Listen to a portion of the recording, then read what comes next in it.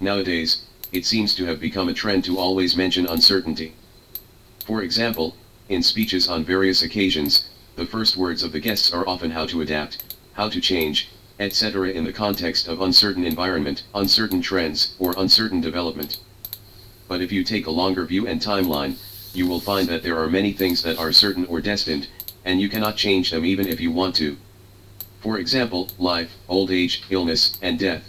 If you think about it carefully, which of these four words can you change? No, it's all destined to happen. And the business derived from these four words, under the so-called uncertainty, seems to be very worthy of attention. Why does Buffett love Gillette so much? It is because as long as he thinks before going to bed that the beards of men all over the world are growing quietly even in their sleep, he can sleep peacefully. This is the deterministic business that more and more people are pursuing nowadays. The profit may not be high, but it is better than stability. However, for our neighbor Japan, a large part of such a certain business is just greedy. For example, in the funeral industry that handles funeral arrangements, Japan has always had an interesting topic. Every Japanese cannot escape the fate of being sent away by the Chinese.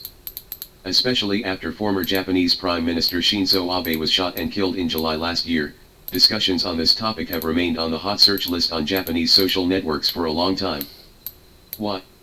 Because they suddenly discovered that the person responsible for cremating Abe's body was actually a Chinese-controlled company. After further investigation, 70% of the cremation business in Tokyo was actually handled by this Chinese-funded company. This made some Japanese nationalists exclaim, "The Chinese are monopolizing the Tokyo crematorium." Of course, it is definitely an exaggeration to say monopoly, but it must be admitted that the funeral industry in Tokyo and even Japan is indeed filled with more and more Chinese figures. Bravely entering the Japanese market, what is his background? Let's first talk about the monopoly of the Tokyo crematorium. As a country with a cremation penetration rate close to 100%, Japan currently has about 5,100 crematoriums. Almost all Japanese people use cremation to dispose of their remains after death. The operation of these crematoriums is included in the scope of the public service industry and is mostly the responsibility of local governments. Private organizations that want to open crematorium must obtain approval from the local government. There are some exceptions in Tokyo. There are a total of 9 crematoriums in Tokyo. Except for 2 that are public-owned, the rest are privately owned.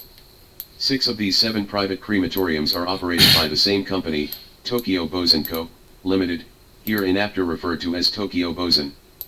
This century-old company, founded in 1887, not only provides 70% of the cremation services in the 23 wards of Tokyo, but also undertakes the cremation business of several nearby counties and cities.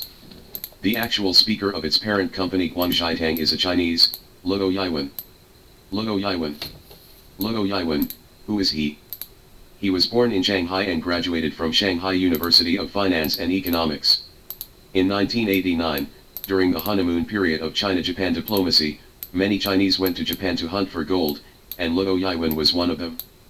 Judging from his subsequent entrepreneurship and development history, it must be said that he is really business-minded. After coming to Japan, Luo Yiwen studied economics as a graduate student at Yokohama National University. However, because he is not proficient in Japanese, he always has a half understanding when reading Japanese newspapers and periodicals, which is very distressing. But soon, he sensed business opportunities. Luo Yiwen thought that there must be Chinese students who were not familiar with Japanese like herself, so she founded the Chinese Herald and found someone to translate and organize the contents of Japanese newspapers into Chinese, and then sell them to Chinese students in Japan. As it caught up with the golden period of studying in Japan, Chinese Herald quickly opened up the international student market as soon as it was released. Among the students who went to Japan that year, many people may not know much about the Asahi Shimbun and the Yomiuri Shimbun, but they must know Luo Yiwen's Chinese Herald. The success of the newspaper brought him the first pot of gold in his life. In 2006, Luo Yiwen successfully transformed again, founded Shanghai's Intiandi Co., Limited, and started selling home appliances. What made him famous was the sensational acquisition of Lux, a long-established Japanese home appliance brand, by Suning. In 2009, it was with Luo Yiwen's matchmaking and constant lobbying that Suning and Tesco reached an acquisition agreement. After this battle, Luo Yiwen was also appointed as the general manager of Suning Tokyo region and the president of Tesco. Tesco is the toilet seat brand that Chinese tourists snapped up in Japan back then. But unlike what the outside world imagined, Tesco, which had just been taken over by Luo Yiwen, had long since lost its glory and had become a hot potato. As a listed company, Tesco has suffered losses for 9 consecutive years, and its profits are not even as good as those of some ordinary companies. How to do it? Luo Yiwen bet on duty-free shops as the prescription for reviving the dead. He took a fancy to Japan's tourism market and decided to transform Tesco into a duty-free shop. Having been working on home appliances for so many years, how can I just replace them? Faced with the doubts of old employees, Luo Yiwen did not respond much. He just withstood the pressure and implemented the decision. As time went by, employees who followed Luo Yiwen's orders suddenly found that the company began to make profits. By 2015, Tesco's net profit reached 8 billion yen, and its sales volume increased by a full 20 times, making it a commercial version of a medical miracle. Luo Yiwen's investment vision and strategic determination are evident. After reading this, some people may say that after talking for a long time, it seems to have nothing to do with the funeral industry. Isn't it about the monopoly of Tokyo Crematorium? Don't worry, next is the story of Luo Yiwen's entry into the Tokyo funeral industry. The drunkard's intention is not to drink. Outsmarting the Tokyo funeral industry. In 2020, with the outbreak of the new crown epidemic, Japan's tourism industry was greatly affected, especially the sharp drop in Chinese tourists, which caused a significant decline in Tesco's sales, and half of the stores across the country closed down. The pressure was on Luo Yiwen again. But under the epidemic, Luo Yiwen was a little helpless. He really couldn't see any other industries worth investing in, until a piece of news popped up on TV. The Aso Group, the family business of former Japanese Prime Minister Taro Aso, was selling off a large amount of money. Guangzhitang shares. At that time, Guangzhitang's main business was not its Tokyo Bosen crematorium, but printing. Perhaps because it felt that the printing business was not easy to do, starting in 2021, Aso Group began to continuously sell off Guangzhitang's shares, which attracted Luo Yiwen's attention. Of course, Luo Yiwen doesn't care about wine. After some investigation, he found that Tokyo Boshin, a subsidiary of the seemingly ordinary printing company, actually controlled the lifeblood of Tokyo's largest crematorium. There is no doubt that winning Gwangji Hall means winning the largest cremation business in Tokyo. So, Luo Yiwen started his acquisition journey. After many efforts, Luo Yiwen finally succeeded in acquiring 25% of Guangzhitang shares. In 2022, he injected capital into Guangzhitang, increasing its shares to more than 40%, making him the largest shareholder of Guangzhitang. Since then, Guangzhitang has officially become a Chinese-funded enterprise, and Luo Yiwen has naturally become the boss behind Tokyo Boshin, establishing a firm foothold in the Tokyo funeral industry. As soon as Luo Yiwen appeared on the stage, he showed his true style and carried out a drastic reform of the Japanese funeral industry. For example, for a long time, cremation and funeral services in Japan have been conducted separately. The family of the deceased can only entrust the cremation to the funeral home, and the crematorium also has to pay the funeral home. This puts funeral parlors in an advantageous position in the industry, and crematoriums even once relied on funeral parlors for food. After Luo Yiwen took control, Tokyo Boshin directly chose to establish a joint venture with a large local funeral company, combining the original separation of funeral and cremation into one, forming a one-stop service for cremation and funeral. Tokyo Bosen not only carries out cremation business, but also has business dealings with Buddhist temples and shrines, and can undertake large-scale ceremonies. As a result, the upstream and downstream of the funeral industry are all connected. The funeral companies that were in the middle in the past can no longer eat both ends of the spectrum between relatives and crematoriums. Tokyo Bosen has also become a standout in Japan's funeral industry with its excellent services. For example, Abe's cremation ceremony was held at the Kiritani Zaiba owned by Hoshino in Tokyo.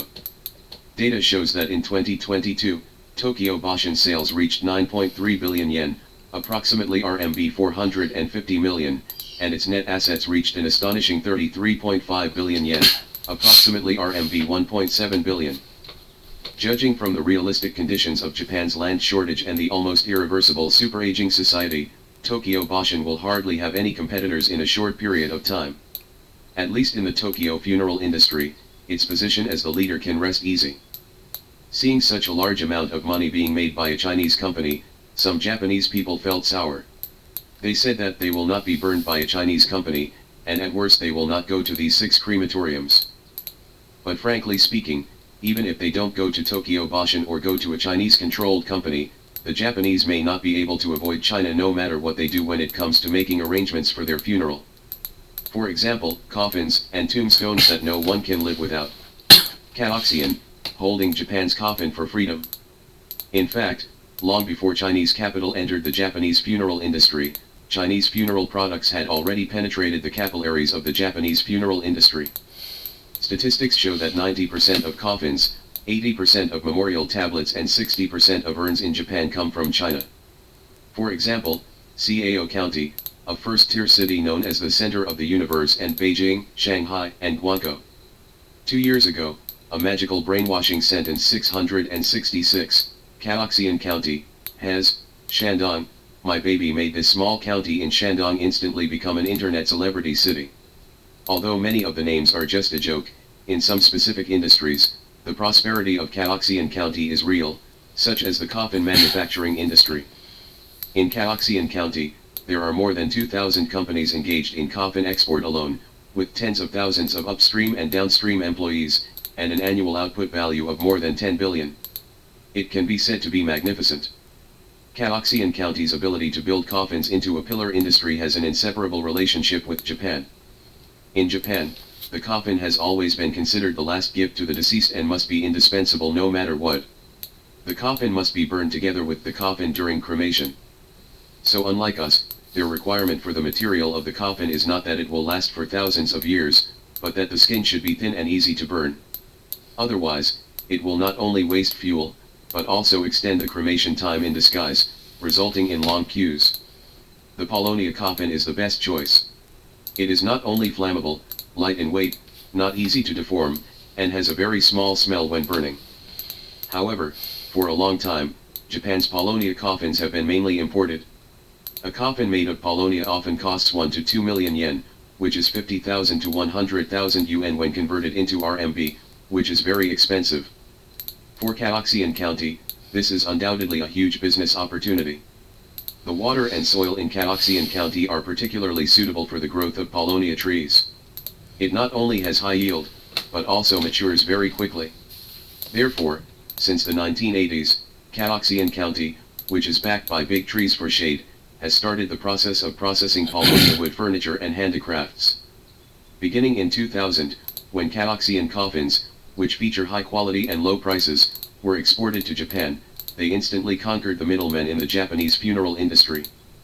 Needless to say about the price, Kaoxian County, which has more than 1 million acres and more than 3 million Paulownia trees, exports Paulownia coffins to Japan more than 1/10 lower than before. This kind of price difference, which can often be tens or hundreds of times, directly crushed their Japanese counterparts. More importantly, Kaoxian not only relies on its price advantage, but also applies Kaoxian wood carving, which is a national intangible cultural heritage, to the production of coffins, firmly capturing the hearts of Japanese customers. For example, thanks to the exquisite carving skills of Cao County carpenters, local coffin companies have embarked on the road of personalized customization. Whether it's a luxurious gold-plated coffin, a pink coffin modeled by internet celebrities, or a two-dimensional coffin engraved with Doraemon, in Kaoxian County, the color, style, and pattern of the coffin can all be customized according to preferences. For Japanese counterparts, this is undoubtedly another dimensionality reduction blow. In a Japanese variety show, a group of Kaoxian ants appeared, shouting, "Everyone in Japan, please use the coffins we make."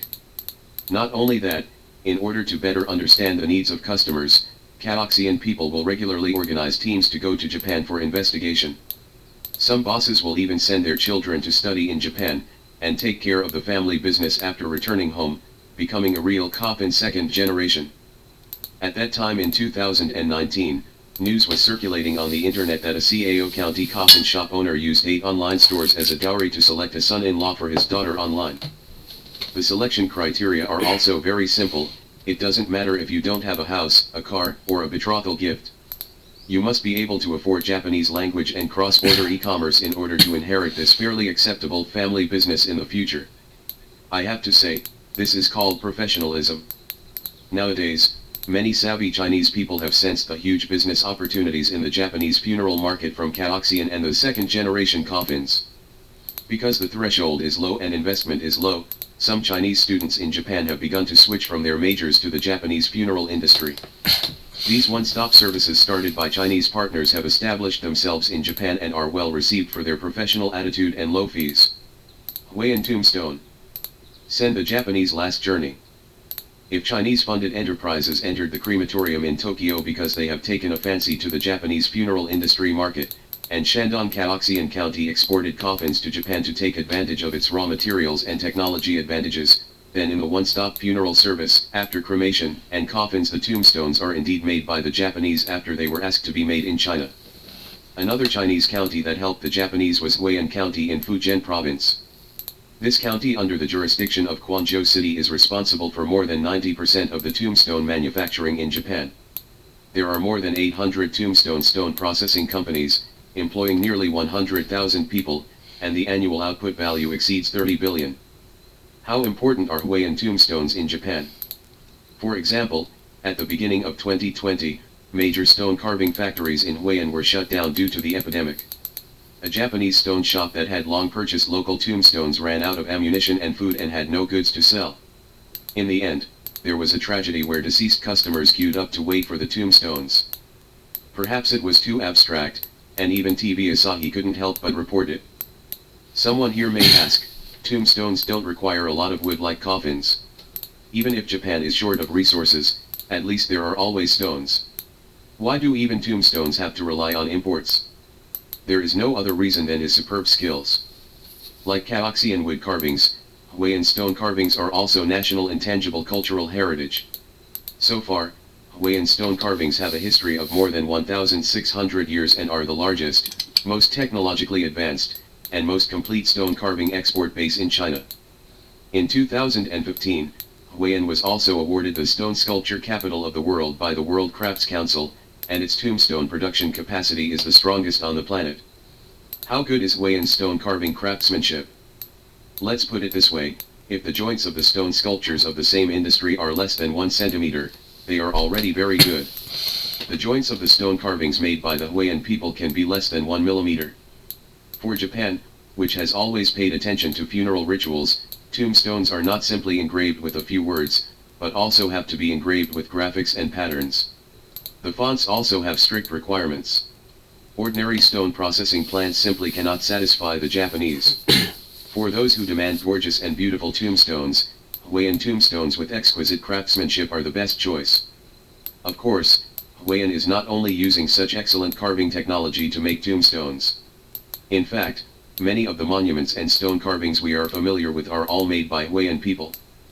For example, the pillar base of the Great Hall of the People, the sculptures of the monument to the people's heroes, the stone sculptures of Chairman Mao Memorial Hall, the young Mao Zedong art statue in Orange Island, Changsha, and even the statue of Martin Luther King in Washington are all works.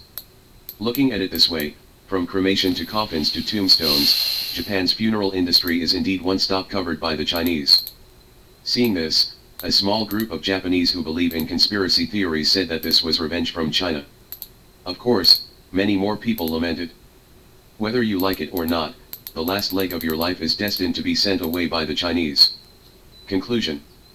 In fact, there is no conspiracy theory. Behind the one-stop service, it is nothing more than a beauty of business. You have to benefit, and I will make money.